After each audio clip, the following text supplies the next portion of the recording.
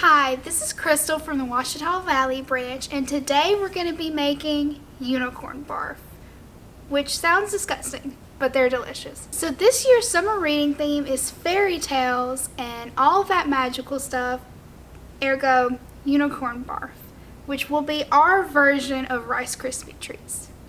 So today we're going to be needing 2 tablespoons of butter, 2 cups of your choice of cereal. I'm using a rainbow cereal, so that will be our Fruity Pebbles. I'm also using 2.5 cups of rainbow marshmallows. Okay, step 1, we're going to cut our 2 tablespoons of butter and put it in our bowl and microwave it.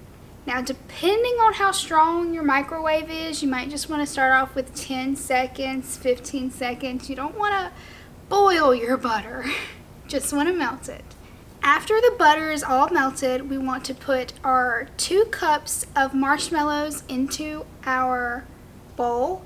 And again, you're going to want to microwave them in increments depending on how strong your microwave is. Today, I'm just going to do 25-second increments and kind of see how well it's melting. After our 2 cups of marshmallows are all melted, we're going to stir that up and then stir in our 2 cups of cereal. I'm going to put in some sprinkles, but those are totally optional. You can also add in any other thing you want. And I'm going to mix that together. And then you just glob it on your pan. You're going to want to let it set for a few hours, or you could just eat it goopy as is.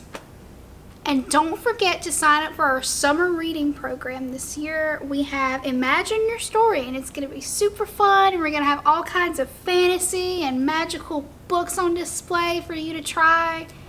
And teenagers, if you complete all the challenges, you can be entered to win a tablet. And you can make your batch bigger or smaller, but I would suggest keeping these proportions.